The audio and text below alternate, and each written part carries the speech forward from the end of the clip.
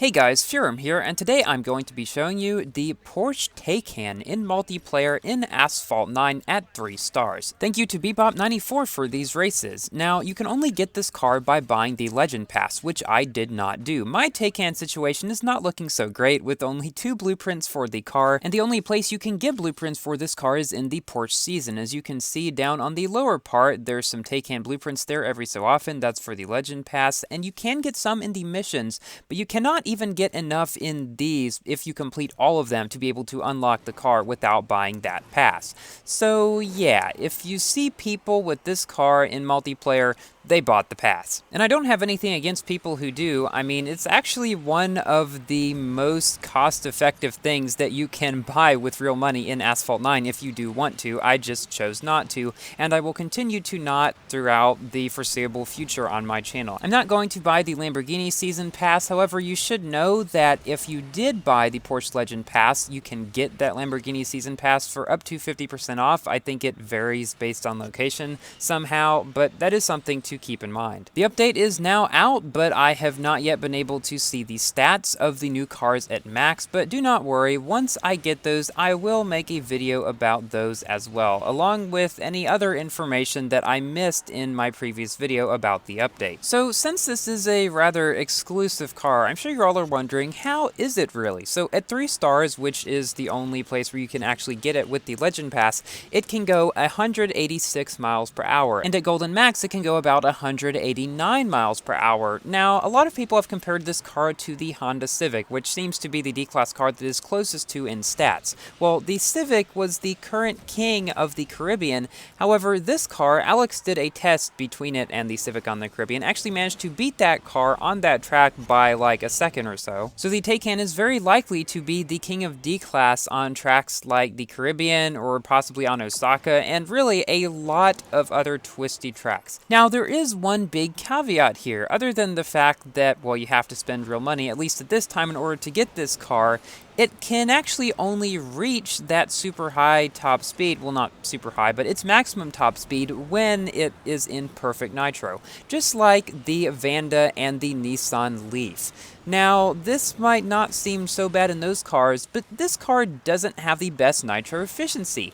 So it's not the easiest thing to do to keep it going at this top speed all the time, and a lot of times during this race, Bebop used single nitro instead of perfect nitro because it was simply able to last longer and perhaps could actually give a better time due to being in nitro longer. Now, I don't know of any formal comparisons that have been made with this car with single nitro versus perfect nitro that doesn't last as long, but I would imagine that this is one of the cars where you have to try really, really hard, more so than almost any other, to keep your nitro up, because if you don't, you're going to be going a lot slower than you could otherwise, and your nitro is worth quite a bit more in this car because the more that you have, the more you'll be able to use it in that faster perfect nitro, which will allow you to probably win in multiplayer more with it and to do better in events. I'll be very interested to see once more people get this car, what are some of the best ways to use it in relation to this nitro situation in events like with Caribbean, which is probably going to be king on. That will be very cool to see what the best sort of routes are. All of the races in this video were recorded sequentially, so you get a better idea of just how the Taycan season is, because they all were recorded in that season. Now, in the Porsche season, I did enough missions to get a bunch of blueprints for the Targa, such that if a car hunt for that ever returns, I should be able to 4-star it without much of a problem. Because I don't usually go like super hard in the car hunts because I just find them terribly boring, and I'm usually happening to be busy at the time that they come out. But yeah, I stopped once I got to tier 37 because it seemed like a lot of the ones beyond that were just a bunch of grinding, like playing 28 races on a certain track with a certain class of car, or, you know, stuff like that you guys have probably seen. And I've gotten to the point where there's not actually much useful coming up in the season for me to get. There's not like for another 6 or 7 tiers that I get much of anything useful again. So yeah, that's where I've decided to stop that with about a day left to go. Made it about 3/4 of the way, so pretty good. And actually, most of that was done passively. Like, I didn't actually try for a whole lot of the things in that season, simply because, well, the rewards weren't good enough for me to do that. But people who did the Legend Pass should definitely try to get as much as they can out of it, because you're really not getting all that you paid for unless you make it as far as you can in that, because there's many perks that you don't get until you get further in that. And a lot of people have been confused about that, and I'm wondering if something like that will come back with the Gallardo one as well, with perks that you get throughout the Legend Pass, not right when you buy them, but just within it. That's just something else to keep in mind. And it seems like most of the people did that, at least the ones that were playing in the season, because in most of these races, it looked like the vast majority of players were in 3-star Taycans, which you can only get if you do like a ton of the Legend Pass stuff. So good for them. The Porsche 911 GT2 RS Club Sport event has ended, and I came in 6th, just like I had expected to, which was like the perfect point for me because I got the Targa Epic instead of the 911 GT2 RS one, which I wouldn't use since I'm only at 3 stars, but I should be able to test that car fairly soon, probably in rush season. 3-star A-Class car against a bunch of much higher ranked A-Class cars.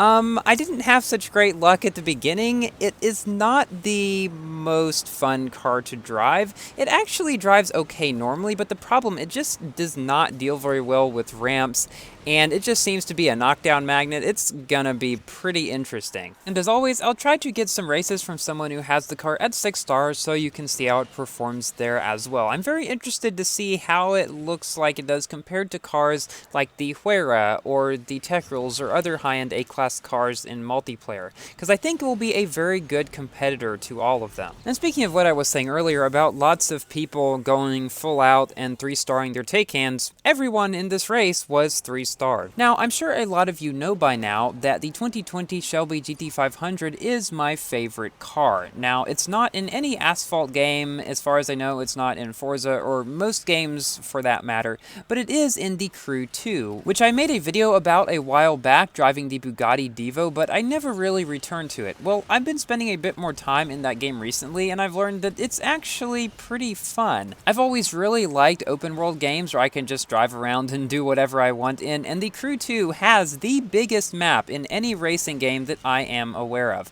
It's a scaled down version of the entire United States, and takes a very long time to drive completely across it. It's a lot bigger than Forza's map, if you want to compare it to that. All that to say, I did purchase the 2020 Shelby GT500 in that game, and I plan to make a video about that in the near future. And let me know if you want to see any more videos of that game. I know it's not especially popular, but I honestly think that it's a little bit underrated given all the stuff that you can do in it compared to other racing games. Unfortunately, and this is one thing that I don't really care for about it, it doesn't have a real multiplayer mode. I know you can play with friends, but there isn't just a standard PvP mode like there is in most racing games. I haven't really kept up with the news with that, so hopefully that will come in the future. I think they said that it might, but it's been a while since the game came out and it's still not here, so we'll have to see. Now for our final race in the video, in which I will give my general review of this car. Based on what I've seen, it seems to be a fairly easy to drive car, with its top speed being okay for Class D.